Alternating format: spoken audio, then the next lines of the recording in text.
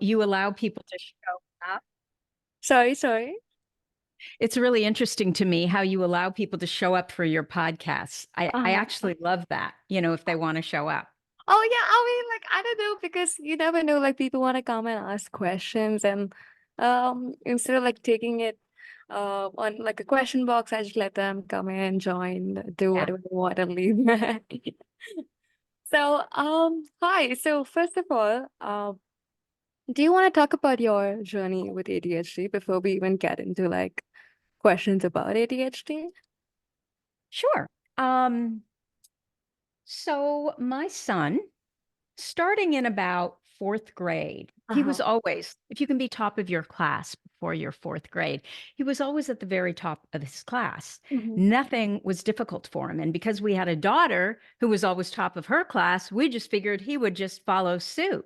And Mm-hmm. he started to struggle. And in fourth grade was when all of this started happening. And what we noticed is he went to a Catholic school and they had to wear these little red sweaters, and he would just trash his sweater where he would just shoe it, where it was just hanging in strings. And Mm-hmm. clearly it was anxiety. And whereas before he loved going to school, he would literally try to get out of the car. We'd have to put the child locks on because as we were driving, he would try to run out. Oh God. Um, and it just didn't make sense to us. We didn't know what was going on. And ultimately, what he said is that they had all these strict rules about when he could go to the bathroom. Mm-hmm. Um, and so the principal was really great. And she said, look, you can go to the bathroom anytime you want, no worries at all. And then things got a lot better. And so we thought that was what it was. But ultimately, I think it was just anxiety around how his brain was working. So he was 9 years old at the time, and we just started to get him, taking him to places, getting him tested. The school Mm-hmm. was lovely, actually. And he went to an occupational therapist. He went to a someone who did the visual spatial. He was an ophthalmologist and he did visual spatial training. We spent thousands of dollars on all these, new therapies, never really getting to the bottom of anything. And then when he was 12 and he was going into, for us, it's junior high school. So was it sixth grade? It was seventh grade. So it was junior high school. Um, he wanted to go back to his old school, the Catholic school. Mm-hmm. And so we got him tested. And at that point, he was diagnosed with ADHD. And Oh. we were shocked. Like I didn't know what ADHD looked like. I thought it meant that you were not very smart, you were all Oh. over the place, and you were not destined for any kind of success. And this kid was so ambitious that we would find him at 9 years old, which is probably what caused the anxiety too. He would be Googling, how do I get into Harvard? On Sunday mornings, we'd Oh. be Oh sleeping and my he'd be trying to figure all God. this out. And what I knew about him is when he was interested in a subject, like anything to do with World War II Mm-hmm. or baseball, Mm-hmm. and for example, with baseball, he wouldn't just learn the statistics of the current baseball players. He went to the beginning of baseball and learned Oh. everything about the players who started, baseball. Uh-huh. Um, and so it just didn't make sense. And, teachers would say things to us like, well, he's so bright. We can't figure out why he doesn't apply himself. And he would do that consistently inconsistent thing where he'd get A's and C's and D's and sometimes an F or two because he wouldn't turn on it in his work Mm-hmm. in the same class, in the same subject Mm-hmm. in the same week. Oh. So the whole thing did not make sense. We got him tested. He was diagnosed with ADHD. We didn't know what it looked like. We hired a psychologist who was supposedly an expert in ADHD in our area. And she told us, she sat down with him first, then she sat down with our family. Then it was just my husband and me. Mm-hmm. And she told us, your job as his parents is to reduce his expectations so we won't be disappointed in life because he's far too ambitious. And I can't even imagine doing that for any child. I don't care what your child has, right? Right. Of So course. we never went back. Needless to say, I started to do research on ADHD, but it took me 8 months of reading everything I could find on ADHD to discover that he got his ADHD from me. But because my ADHD looked very Oh. different than Mm-hmm. his, I Mm-hmm. didn't even see it. And so ultimately, what ended up happening is I just became fascinated with ADHD and I started to read. And, we're very good at the big picture, right? Putting all the Yeah. things together. And Mhm. I started to realize that, oh my gosh, this explains everything in my life. Oh And my God. um, so I started a Facebook group and everybody had questions in the Facebook group. And so I started working towards I went to ADCA working Mhm. towards a coaching credential, but not really. I had no interest in being a coach. I didn't even think coaching worked, right? And so I just wanted to learn, and it's just one class led to another. And pretty soon I had a coaching, certification, and I started to work with clients. And once the Facebook group formed, I realized what I really wanted to do was create a podcast. And so the whole Oh. reason of doing all this training was to be able to support the podcast and learn for the podcast so that I would always be one step ahead. And women who were suspecting ADHD or who had just been diagnosed or had been diagnosed, decades ago and didn't understand it, they would come to the podcast and I would, they say that the best way to learn is to teach, and that is Right. absolutely true. I also think, and I'm curious what you think, Uh-huh. is that a podcast is Mhm. probably the best self-development that you can ever do because you're constantly having to learn. And we love to learn. So that's kind of how it all happened. I honestly don't know how it happened. I've just sort of kept my head down. I don't pay attention to numbers. And my goal, I knew I would disappoint myself Oh. if it was just me, right? Mhm. Mhm. Because, that's easy. I would never disappoint someone else. So all I knew is if there was even one Oh. person who was listening to the podcast, Mhm. I would make sure I'd keep going. And so honestly, I think that's the only way that I've been able to get through 5 years and show up every week. That's insane to me. I don't think I've ever done anything for 5 years consistently. Oh my oh my God, that's like a big thing with the ADHD. Being cut. Oh my Mm. God. I, you should be so proud of yourself. I don't know how you actually I'm just very curious because you said that. Um when you spoke about, you being able to do it because there's another person, but not for you. So do you think that's like something everyone with ADHD struggles with, like low self-esteem? Like, is that where it's coming from? I don't think it's low self-esteem. I've never considered that I have low self-esteem. And I Okay. know a lot of women with ADHD feel that way. Um, I will say I'm privileged in terms of I had parents Mhm. who pretty much supported they didn't always agree. Right. And I've always felt like I was sort of the black sheep in the family because I was the one with the mouth who would, constantly call out stuff versus my siblings aren't really like that. Okay. But um, they always supported what I did. Mhm. So I do not have developmental trauma. And I think that childhood trauma, especially, Mhm. is what causes the most problems with ADHD and self-esteem and all of that. And remember, although I had to work so much harder than everybody in school, I was actually quite good in school. And so Oh, I okay. didn't have people regularly telling me, you're doing it wrong, you shouldn't do this. I mean, I had comments all the time on my report card, like, if Tracy focused on her own work and stopped interrupting her neighbor, she would do even better. And so would they. So I heard those comments a lot. I was really chatty and I haven't changed much.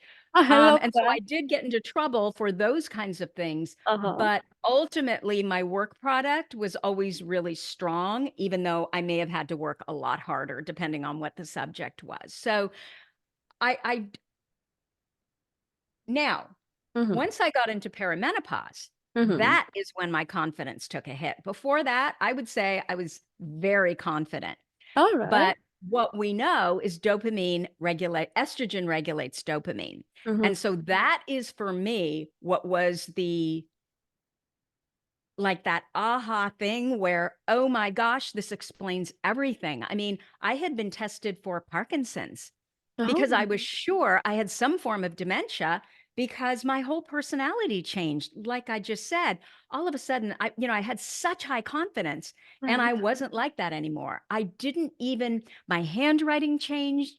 I was extremely social. Like on the extroversion scale, I was literally on the other side of the chart. Mm-hmm. And once perimenopause rolled around, that was no longer true. In fact, I'm probably somewhere in the middle.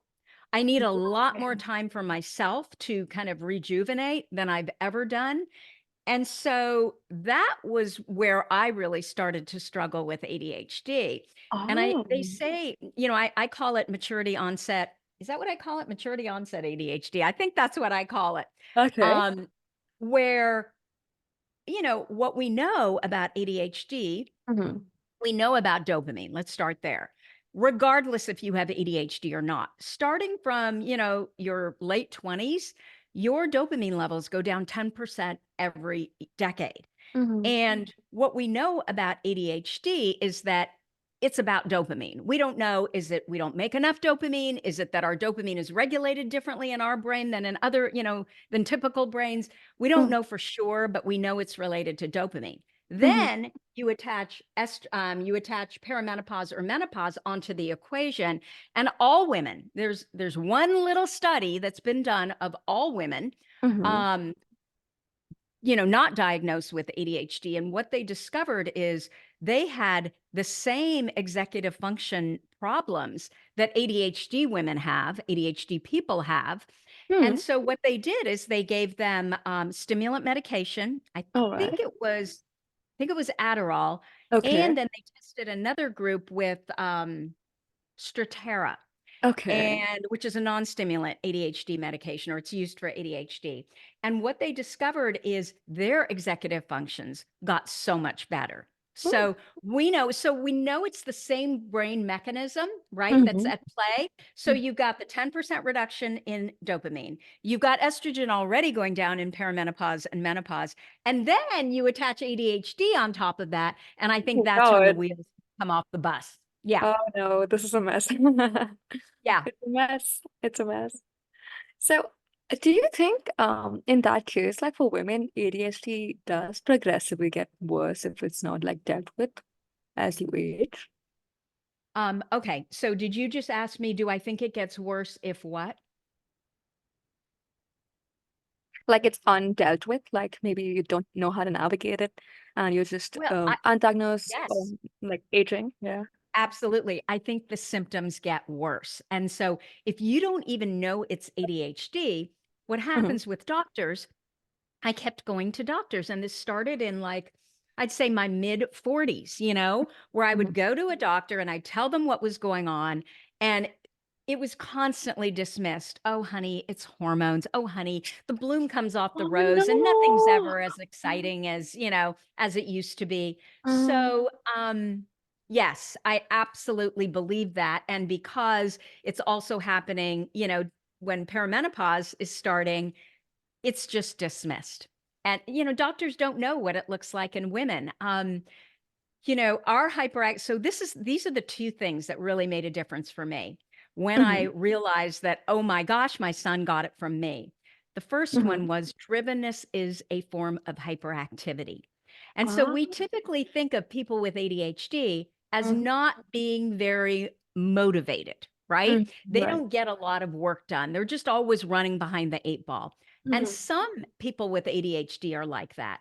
But if you have combined ADHD mhm, and you have no trauma, I think that's the big key. I think, again, where women really struggle is when there's big T trauma. And remember that all the little cuts that you get, if you mhm. can't perform the way you think you're supposed to perform in society, whether that's school or at home or, in your relationships, all those little cuts add up to one big T trauma. That alone is trauma. And Trauma. Okay. yeah, and so if you don't have any of that Mhm. and you're hyperactive, and I'm very hyperactive. I am combined type, but I'm very physically hyperactive. I'm like moving Um, all the time. okay. You can be really successful in life, but still, you always have this inkling in the back of your head that, you know what? I could be even more successful. There is Oh. something that is preventing me from being more successful? And I think a lot of that is our executive functions. In order to get to that C-suite, in order to get, a company where it's at the very, very pinnacle, you have to have really good executive function skills, the Mm-hmm. planning, the scheduling, the time management, all of that.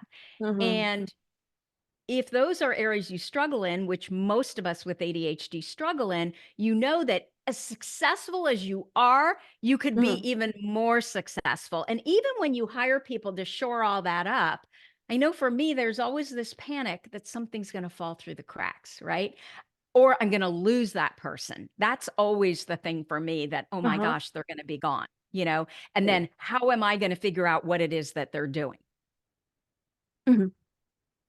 Oh, okay. So I liked how you spoke about hyperactivity, and this is something I've noticed with people who have ADHD as well, that they do get really, really passionate, especially about their hobbies and things in the beginning of things.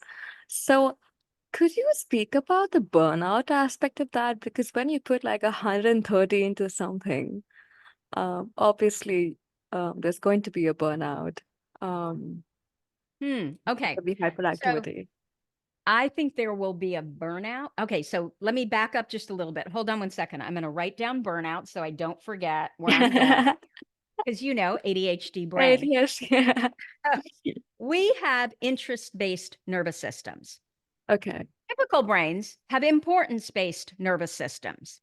If your parents, your teachers, your professors, your friends, your partners, your bosses, your coaches think it's important to get something done, Hmm. you just get it done because everybody else thinks it's important. Right. Importance-based nervous system. We can't do that. We have an interest-based nervous system. That means we have to be really interested in that thing to actually get it done. Now, there are things we have to do in society um, to get things done that we don't want to do, and there's Mhm. workarounds for that. But getting back to the whole burnout, I believe that the biggest problem with the burnout is you are not really doing what it is that you're really interested in.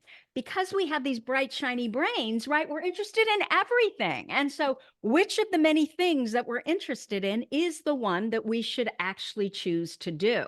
Right. We get overwhelmed. And so, we're dabbling because it's fun for a little bit. We're dabbling here, we're dabbling there. I believe that the key, and I'm not your typical ADHD coach. I don't do the tips and tricks. I don't do the one-to-one day-to-day stuff. What Okay. I do is I help women build the platform in community of where they actually should be working in their life. So it Okay. is the sweet spot of what is it that you really value? Most people think Mhm. they know. If you haven't done a deep dive, you don't have a clue. And I can All say this right. after bringing literally thousands of women through my, your ADHD brain is A-OK program. So Mhm. it's the values, it's Mhm. the strengths. Okay. How do you move in the world today? Just naturally. Like nobody has to tell you to be like this. You are naturally like this. So for me, two of my biggest things are, well, I remember the first one, which Mhm. is humor. So Okay. if I am struggling in any kind of whatever with other people, Yeah. I will ask, okay, is it because nobody has a sense of humor here? Everybody is so serious, right? Oh. Um, and so I know if I'm not feeling good, if I'm not feeling positive emotion, which is so important for the ADHD brain, it Hmm. is because I am in an environment where these people, there's one person who's not like the other. They can't laugh at themselves. They can't have fun while, everything is just so serious. I'm sure you've been around people like that. So I know right away that's the problem. So it's Mhm. not me. I need to change my environment. All right. Um, so it's values, it's what are our natural born strengths? What are the talents that we're born with? And what are the skills that we built around them so we could turn them into superpowers? Kind of like the Malcolm Gladwell 10,000 hours, right? You need to spend 10,000 hours to be an expert. I think Right. that number is way too high, All but right. it's like that. And then what are you passionate about? What are all the things that you're passionate about? But because we are such mission driven people, just Mhm. naturally, we're Mhm. just as sensitive. We're the ones who stand up and open our mouths and when everybody's upset at us kind of thing, because we just can't stand injustice. Mhm. You need to take one of those passions that you can attach a side of service to and make it a purpose. So, who can you help do whatever, to make their life better? And so it's that sweet spot where all of those things convene.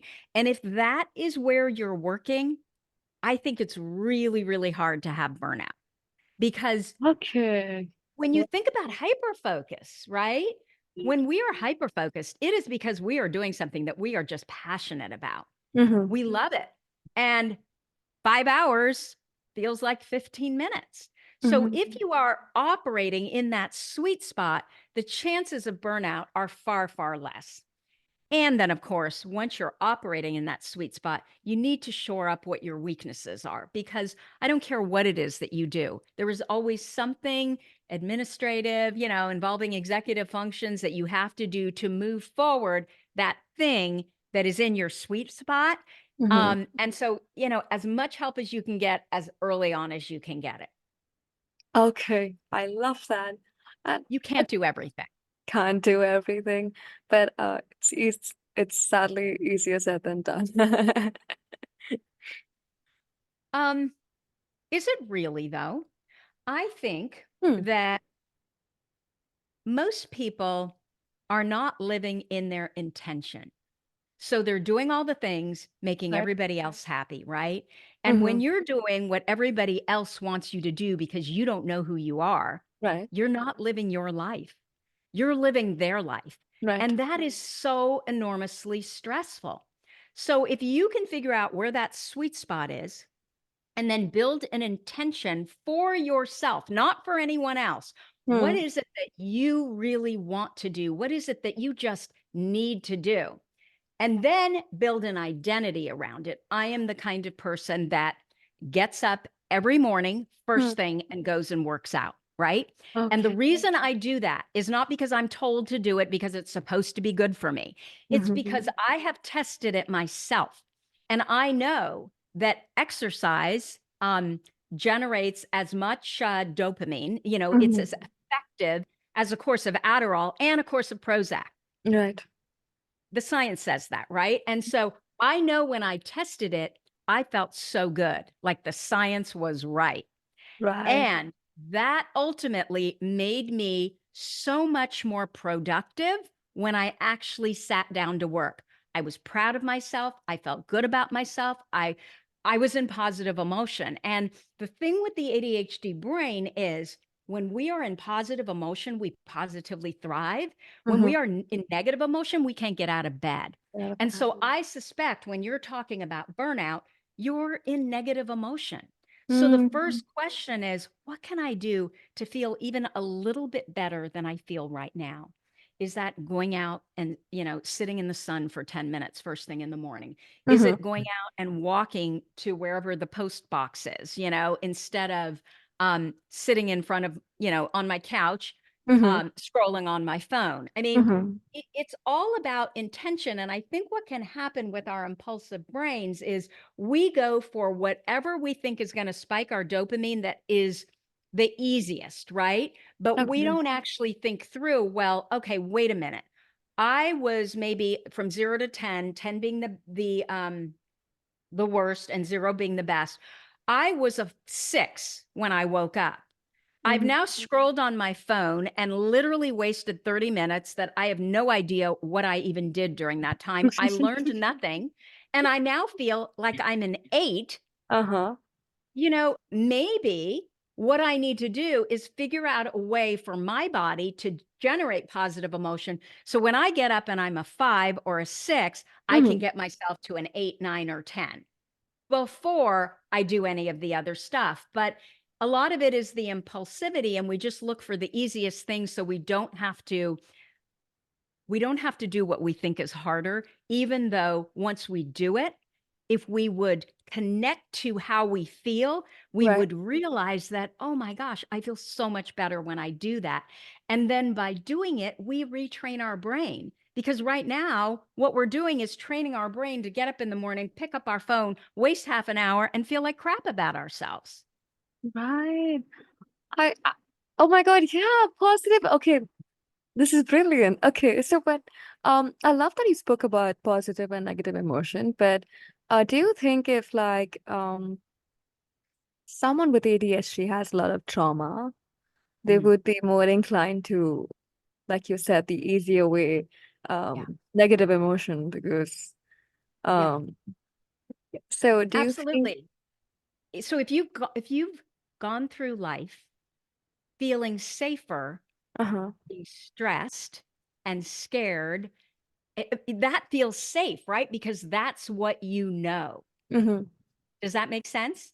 And so Absolutely. you gravitate towards that icky feeling because that feels safer. It's kind of like you always wonder, if someone is raised in a home where there's a lot of trauma, Mm-hmm.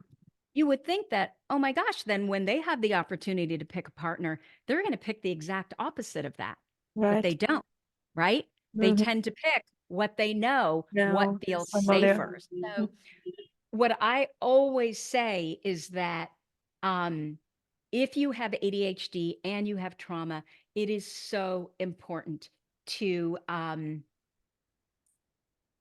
work through the trauma with a therapist who or psychologist, Mm-hmm. psychiatrist, whomever that really understands trauma and ADHD because the symptoms for trauma mirror the symptoms for ADHD. So All your right. ADHD symptoms, right, are always going to be much worse and you're going to be beating yourself up, you're going to be in your head more. And what I have seen from the women that I've met thousands of ADHD women at this point. What Mhm. seems to be the most effective are somatic therapies. So they are Okay. therapies that are bottom up Mhm. rather than top down. So it's Okay. not about thinking through everything. It's not about being in your mind and trying to convince your mind this is not happening. It's more about, the therapies, somatic therapies that are of the body. So things like EMDR or tapping or breath work or grounding, things like that. Okay. Got it. So, okay, in terms of trauma very specifically, and this is an observation that I did make, and then I saw you posted something about that, and I was like, finally, someone agrees. So, I have always noticed that people with ADHD always have something else as well. Yeah. Um, like I've seen a lot of people with ADHD have personality disorders or even autism actually. Mhm. So, is that the case for you as well? Have you had something along with your ADHD? So I was diagnosed with generalized anxiety disorder, Okay. but I do have anxiety. There's no question about that, but I've learned how to work with it. But All right. again, I can see anxiety from when I was a little kid. I Okay. thought it was normal that all of a sudden you'd be worried that something would happen to your mom. And so you would go to the school nurse and you would Mm-hmm. lie and say you had a stomach ache so your mom could pick you up and you could go out for lunch and have a wonderful day, right? My mother kind of reinforced that. Mm-hmm. I just thought, oh, all kids feel like that sometimes. Well, I was Oh. told, no, all kids don't feel like that. So definitely, and I think I had just, a little bit of anxiety is a good thing, right? It kind I of mean, yeah. spikes your cortisol and makes you move forward. So I think part of my busyness and Mhm. my ability to get things done Uh-huh. was because there was always a little bit of anxiety, this feeling that, I had something to prove, I needed to be the best, blah, blah, blah, blah, Mhm. blah. Mhm. So, however, the Mhm. generalized anxiety disorder came about because of medication that I was put on. And I think that happens to a lot of women with ADHD. Okay. Either they don't know it's ADHD. They Mhm. they knew it was ADHD though at the time, and they put me on. I can't remember. Oh, you know what it was? I've been so misdiagnosed. I had to go to all kinds of people from hormone specialists to naturopaths to, of course, gynecologists, Oh psychologists. no. And that it was always it's nothing. Oh my Um, God, however, why? Okay. Oh God, that is yeah. However, the hormone specialist, who was a nurse practitioner, she right. told me you have a thyroid problem. I did Okay. not have a thyroid problem, but she put me on a medication called Cytomel. Okay. And I am extremely sensitive to any medication that messes with my brain. I Mm-hmm. can't take stimulant. I can't take ADHD medication. I've tried everything. I just tried oh my gosh, now I can't remember the name, but it's a dementia medication that is off label. That is the only medication that I had no symptoms from, but I don't think Uh-huh. it did anything. So I Then got off of it. okay. But this hormone specialist put me on Cytomel and I went hyper. Mm-hmm. Um, Literally just completely emotionally dysregulated, which is not typically me. I Mm-hmm. had to stop myself from throwing my brand new phone across the room. Oh my But God. it was related to the medication. And then it took a couple months just to bring me back down. So I know it's the medication that caused the generalized anxiety disorder. Do I have subclinical anxiety? Probably.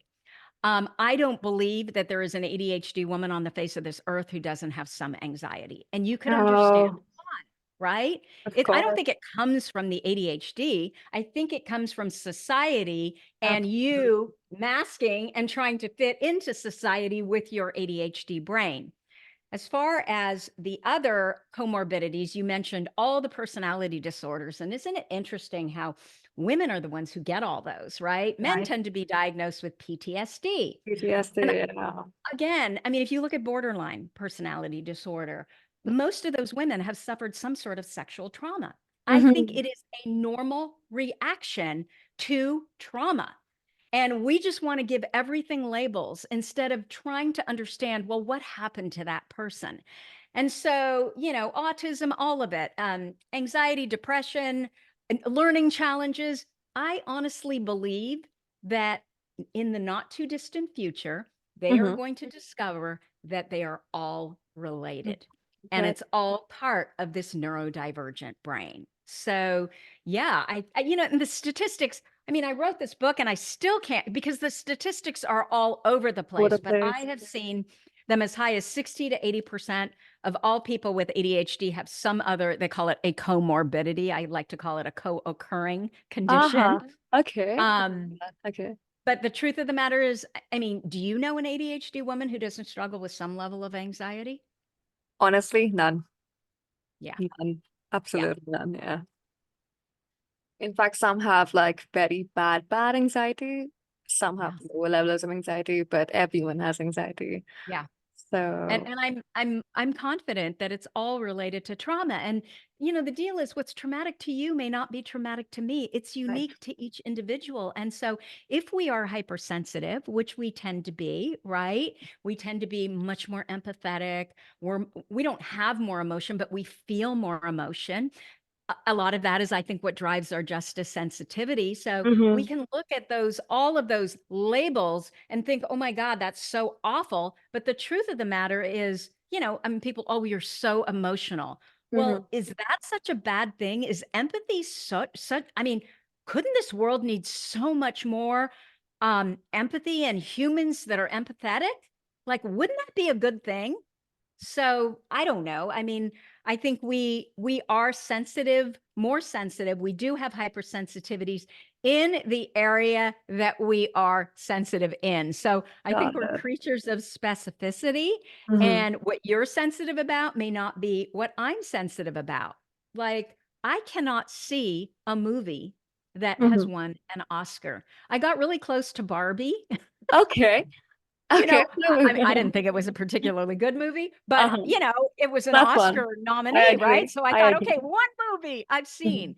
But Mm-hmm. movies that are really heavy and really play on emotion and have anything to do with torture, especially with women and children, frankly, anyone, I can't handle it. And I was like that as a kid. I mean, I remember we would watch Disney movies every Sunday, and I Right. couldn't even handle the Disney movies, Oh a little no. girl's cat got lost and I would just fall apart. I mean, it was like, I can't be in here. I can't do this. Mm-hmm. So my son, he loves sports, especially Okay. basketball, but he Right. cannot be in the room at the final minutes if it's a close, basketball game. He's got to leave because he's just, so emotionally dysregulated, right? The Mm-hmm. nervous system. That's just how we are. I mean, ultimately, I think what ADHD is a heightened nervous system. And so the goal is always, how do we learn how to regulate our own Regulated. systems? Yeah.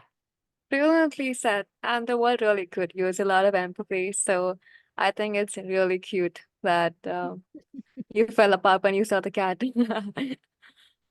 So actually, we do have a question from a member. If you don't mind. Sure. Okay, so in your discussion about being creatively distracted, how can individuals with ADHD harness their creativity while managing distractions effectively? Okay, you're not going to like this answer Mm-hmm. because I know how we are. I am just like you. I Okay, am really spontaneous. And ultimately, the thing that I want more than anything else is freedom. right. However, Mm-hmm. we need structures and systems more than anyone. And I know a lot of people What? think, well, structures and systems. No, I'm shocked, like because usually, no, please go on. I'm a little shocked. That's all. Okay. Uh-huh. We need structures and systems more than anyone. And I know a lot of people think, well, if you give me a structure or system, my brain's going to be less creative. No, Exactly. Yeah. your brain is going to be more creative because think Huh. about it. When we feel out of control, when we feel like we don't have a handle on what we need to have a handle on, Right. what do you think happens? Right away, it's the prefrontal cortex, right? That's affected. And that Uh-huh. is exactly where our executive functions happen. And so if you are worried because you feel like you're such a disaster because you have no systems, how Mm-hmm. can you be more creative? Your brain's going to be focusing on all the things you need to do, all the things that you haven't done, right? Mm-hmm. Versus if you can create structures and systems, and this is the key, they're not their structures and systems. Their Oh, structures and systems do not work for us. right. But there is a structure and system that works for you. So you have to start with, okay, when I had to get that thing done that one time and it actually worked, Mm-hmm. what did I do that was different? Oh, well, I was in a coffee shop and there was a lot of noise around me. So I didn't have that FOMO. And for some reason, I could just zone in on what I needed to do and I could get it done. Or, well, that one time that I really had to get that thing done, I had a friend that came over, right? And Mm-hmm. she did her work and I did my work. Or Mm-hmm. me, I dragged my husband to the library. I don't know what it is about the library, but that is where I can so I really struggled to, I know I've written a book, but I really struggled to write. And um, when I had to write that book, I had to figure out, how am I going to get this done? And Okay. what I discovered is on weekends, if I went to the library, and it had to be I mean, we're creatures of specificity, couldn't be any old library. Had to be this beautiful old library with wood Okay. paneling and it had a fireplace in the a fire in the fireplace, and it was Nice. in this beautiful neighborhood where we could take breaks and walk into town and go get, Uh-huh. a coffee or whatever. Not coffee, I can't handle caffeine. Really? um Dysregulated nervous system. Yeah. And that is exactly why I probably can't do ADHD medication either. I mean, it's a Okay. different stimulant, but it's a stimulant. But even decaf, I can't handle. So, anyway, my point is simply, you already have structures and systems. You just don't know Mm-hmm. you have them because other people have said, oh, that's not the right way to do it. So, Mm-hmm. we need to figure out our own structure, our own system that works for us, and start building on that. And I promise you, that is then what keeps you on the narrow as far as working on.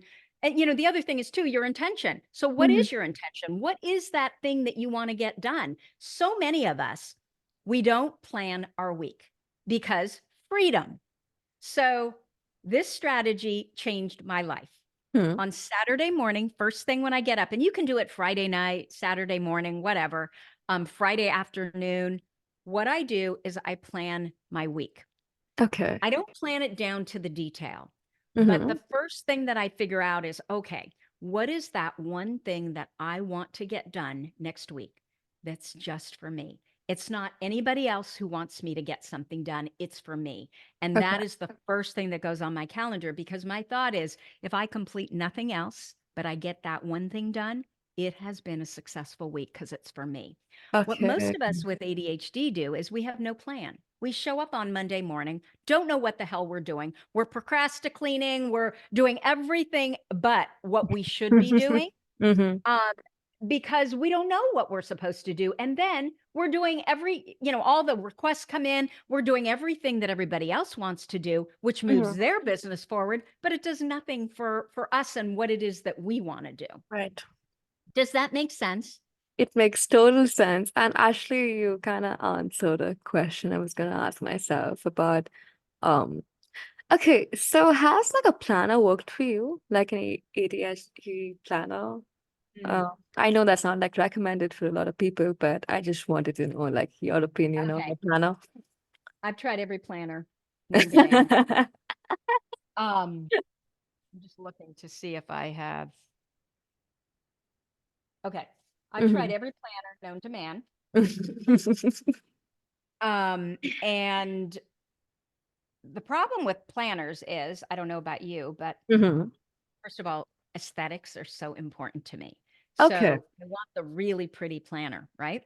And Mhm. so I buy the planner and I'm all excited because dopamine, right? When I order Mhm. it, and then Mhm. dopamine when it comes.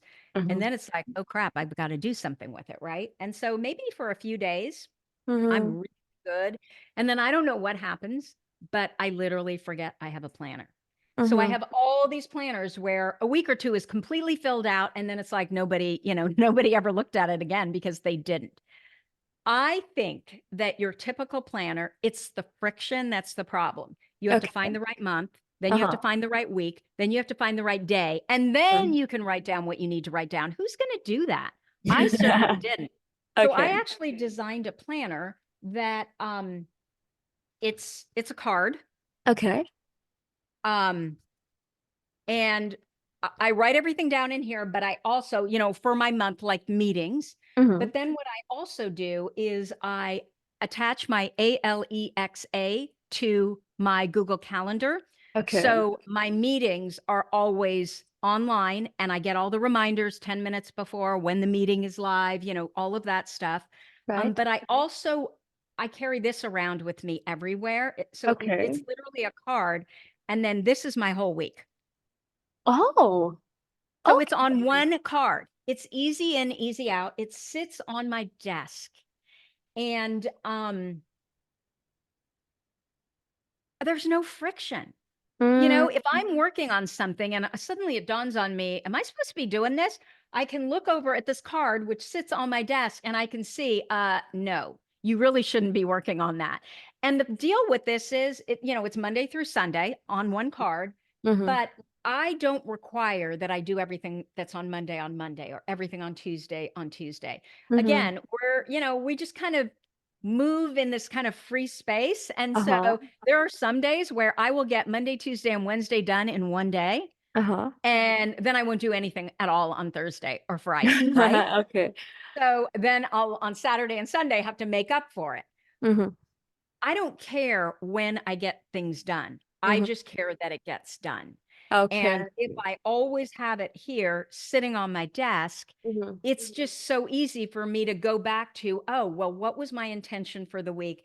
And what are those things that I need to get done? I think that for most of us, we put way too much on our calendar.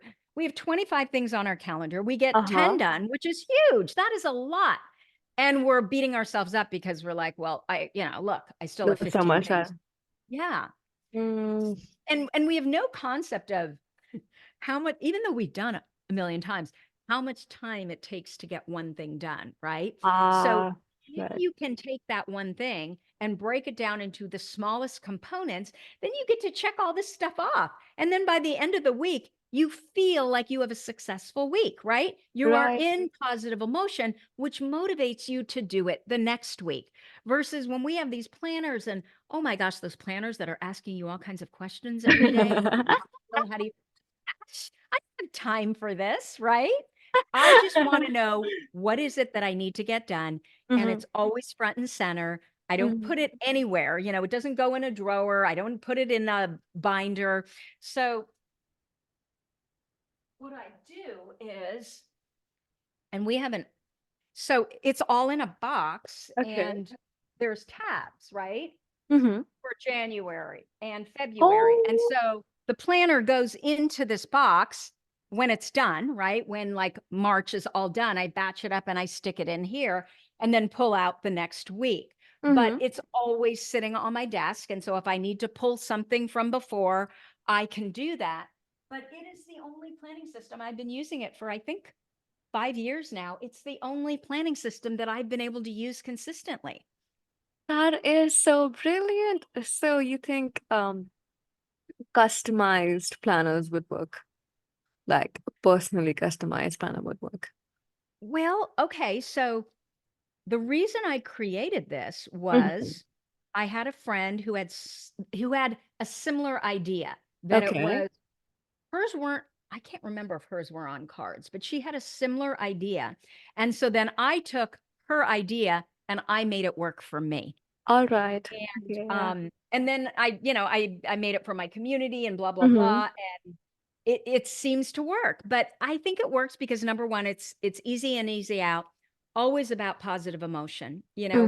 Do I, you want to be able to check off those boxes. You want to feel successful at the end of the week Mm-hmm. because when you've got 50 things on your planner for the week and you only Mm-hmm. accomplish half of them, you don't feel Mm-hmm. positive emotion. You feel negative emotion. So why would you want to go back there? We gravitate towards positive emotion. So if you're ever thinking about, oh my gosh, I need to get this thing done, the first Mm-hmm. question to ask is, how can I make it fun? All right. Second, Okay. how Yeah. can I make it challenging? Okay. Third, how can I make it social? Right? We Okay. know all of those things generate dopamine, generate positive emotion. And so it will ensure that you get the thing done versus how do I make it difficult? How do I, it's if you have so much angst about Mm-hmm. getting that thing done, you're just making it so much harder to get done. How Mm-hmm. can you flip it? How can you do it in a way that you're actually even a little bit excited about, oh, well, I'm going to try this? Okay, that is you literally answer the question I was gonna. Okay, so okay, just a situation.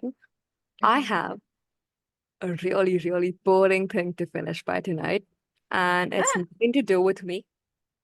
And it's let's say it's something to do with work, something I really don't want to do, but then I have to get it done. How would you handle a situation like that and not procrastinate? I would ask you, how can you make it fun? What can you do that's Mm-hmm. different? Could you get out of the house and do it? Would that help you? Mm-hmm. That you say, okay, I'm going to set up this time. I'm going to go to, I don't know, this coffee shop. I'm Mm-hmm. going to get this special drink that I absolutely love. I'm going to make sure I have my favorite pen, Creatures of Specificity, my favorite paper to write on, or, if you're going to bring the computer, which is probably what you're going to do if it's not, even if it is writing, I'd use my computer. But I outline a lot on pace on actually I buy those big sketch pads with the really thick paper and I have Oh, colorful markers and I'm very visual. So I I will love draw, it. you know, I but love it. that might not work for you. So what do you think would work for you to make it more fun, that thing that you have to do? Are you asking me specific? Hmm. Um, so I don't have ADHD, but I do definitely think I am on the neurodivergent spectrum. So I Hmm. do have a little bit of ADHD. My sister has full-blown ADHD. So I like to um reward myself Hmm. after the task. So like I tell myself, if I do this, I get to have, I don't know, maybe ice cream. Or like you said, I kind of yeah, I kind of put like this weird rewarding system for myself.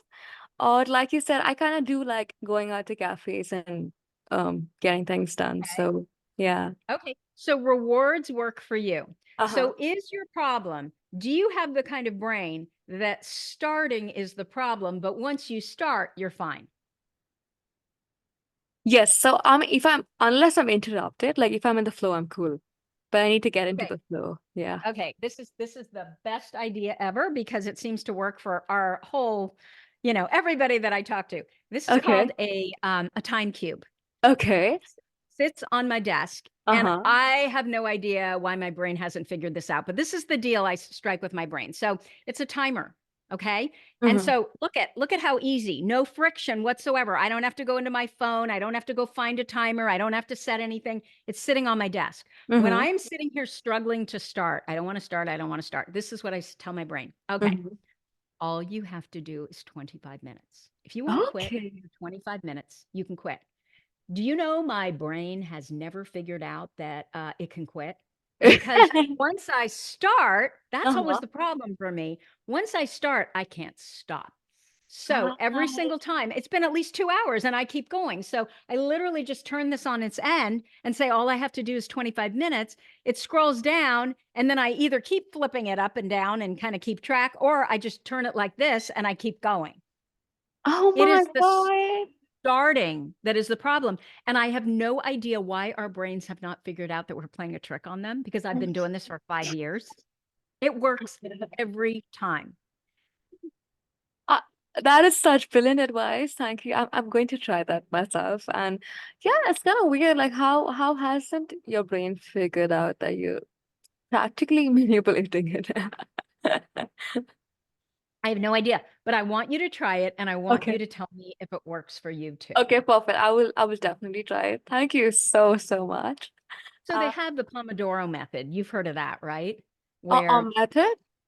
the Pomodoro method, Okay. I think Yeah. that's a method for most neurotypicals. A few people with ADHD, that works for them too. But the Pomodoro method is you do something for 25 minutes, then you have a Mm-hmm. 5 minute break. Then you Oh, 25 that's minutes, fun. 5 minute break. And it's Uh-huh. called Pomodoro because it was the guy who thought of it was in Italy, and he had one of those orange tomato timers, which Pomodoro is tomato in Italian. Mm-hmm. And so for me, and for most people with ADHD, that would be the stupidest thing ever, because that's a neurotypical hack. Yeah, I Because was just gonna say. once I start, I'm not going to stop. Are you kidding? And then I have to start again. But there are a few people with ADHD that I have talked to that need that 5 minute break, and that actually does keep them going. So I guess my biggest message is, just because it works for other people That's only doesn't work mean for it works you. for you. You've got to Mm, test what works for you. And then once you figure out, you double down on it. Right. And so I guess I've, built some neural pathways, some grooves in my brain that uh-huh. now I just know, okay, when I need to start something, I'm screwing around, my big thing is procrastinating. Everything around me has to be visually perfect. And Okay. then I can, get into it. But sometimes I just don't have time. I need to just start. I see that Mm-hmm. cube on my desk. I Uh-huh. like the way it looks. It's bamboo, so it's visually appealing. If it was Mm-hmm. really ugly, I could not have it on my desk because creatures of specificity. And I just flip it on its end, and it literally works every single time. I'm going to get one of that. It's not available on Amazon. It is, unfortunately, the Mm-hmm. bamboo one is no longer available. Oh, okay. I will go Yeah. and find So, something and I different think though. the only one that TimeCube makes now, and I love TimeCube Mm-hmm. because of the fact that it's just so simple, Yeah, it's not and complicated at all. just all of it. I just love the simplicity of it. But the one that TimeCube makes, I keep bugging them, but the one that TimeCube makes is red with the Okay. 25 minutes. But you may Ooh. be fine with 30 minutes. Yeah, okay. I will definitely try this and I will let you know. Thank you so much for that. And Sure. I really like what you said about that method won't work for me. Like if I stop, Yeah. firstly, like I won't stop. And if I did stop, I can't start again. That is so exhausting. Like that is not gonna work. Yeah. So love that you said it's subjective. And I have one final question for you before we end this. Hmm. So it's something I've noticed with everyone with ADHD, or in my life personally. So I can't, speak for everyone with ADHD. But have you been more susceptible to people that are narcissistic in the beginning of relationships? Because no, I feel like you get very obsessive, and the dopamine rush is insane in the beginning of a toxic relationship. So is that something you were like drawn to at any point in your life? I was not. But again, Okay. I don't have big T trauma. Okay. I All may have right. some little T trauma, Mm-hmm. Mm-hmm. but because I don't know how we get through life without Right. some trauma. But I Uh-huh. really think, again, that is related to trauma, right? They Mm-hmm. feel safer in an environment like that because that's probably what they grew up around Mm-hmm. versus someone who actually, it's a 50-50 split and it's about you as much as it's about me. That probably doesn't feel so safe. Okay, right. Okay. Now, does ADHD make it worse? Uh-huh. Probably. And I Mm-hmm. think that it's because we have these personalities, we just don't give up, right? And we're optimistic when we maybe sometimes shouldn't be, but it's the beauty of the ADHD brain. We always feel like there is a way. I am going Right. to make that person, I'm going to change that person. Right. And the truth of the matter is, we can't change anyone. We can only change ourselves, right? Mm-hmm. And then the right people will be attracted to it. And then we've got the hyper focus, right? So you can imagine if there's someone that, yes, they're toxic, everybody else sees they're toxic, but you are just so interested, you could see how that could happen, right? That you're so hyper focused on making sure this thing happens, and you're looking for all of the, that's the optimism too. We're looking for all the bright spots, the best things, Mm-hmm. instead of really seeing that person for who they are. Mm-hmm. Okay. I thank you so much for talking about that. So I really love how you make ADHD feel how do I put this? Kind of like a superpower. I don't mean that in a like Yeah. way where I'm talking like I'm trying to encourage a disability, but Yeah.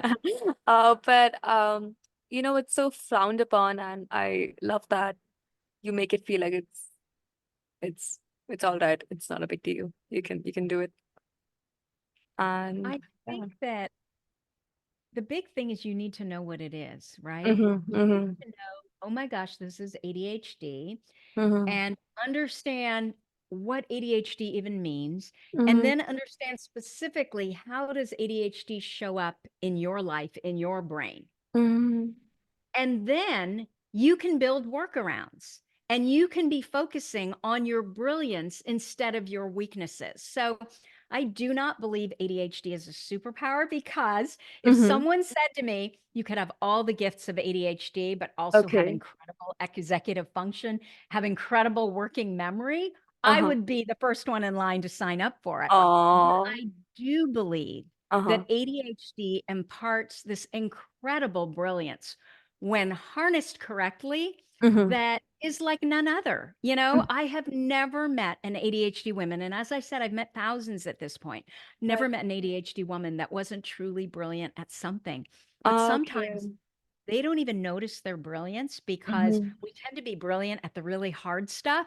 And then Mm-hmm. the day to day, paying bills, getting, Sounds difficult. kids to school on time, all of that administrative, boring crap that's like running company never ends, that Uh-huh. we're not good at.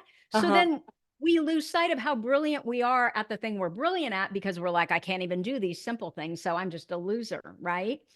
And Mm. so I just feel like, when is it ever effective to focus on your weaknesses? That's what everybody always says, shore up your weaknesses.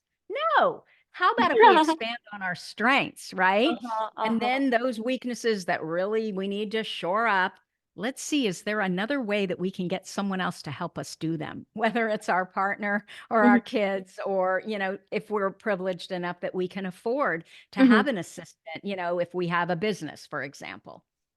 Brilliant. And my big takeaway on trying to focus on the positive emotion, I didn't really think of that until now. So thank you so much for that. And before we end this, is there any like final tip you'd like to give to people with ADHD? You've said a Oh, lot. You've said a lot. a final tip on ADHD. Let Hmm. me see. I think I said everything. Oh, find your community. Okay. That would be So I used to do, when I first started, I did one-on-one coaching, and I don't Okay. do it anymore. And the reason Okay. I don't Oh. do it Uh-huh. is because I realized that what the ADHD brain really needs is a community, because Okay. often they can't see their brilliance, can't see Uh-huh. it.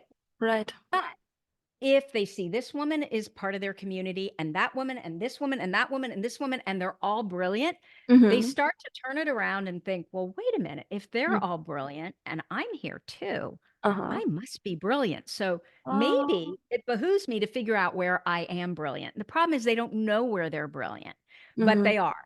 And so the community allows them to see their brilliance, to see.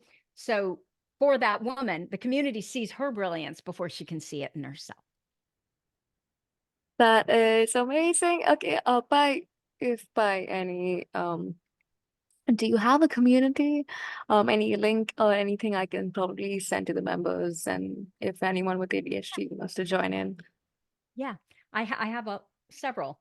So I have my podcast, ADHD for Smartass Women, with over 6 million downloads. Uh-huh. And I have a Yay. free Facebook community with 100,000 members called also ADHD for Smartass Women. Of course, I have my book, Uh-huh. ADHD for Smartass Women.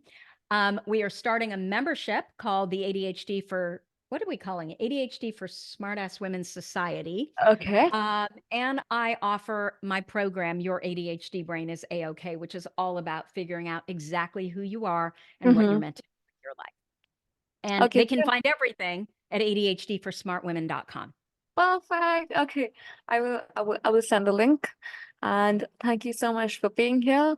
And I completely forgot, but on a side note, I just want to say I love the title ADHD for smartass women.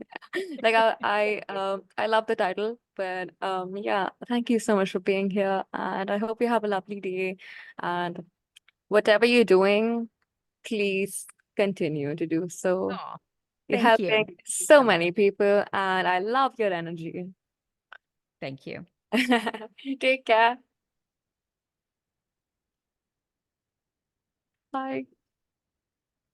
Are we not recording? I mean, are we did the recording stop? Uh,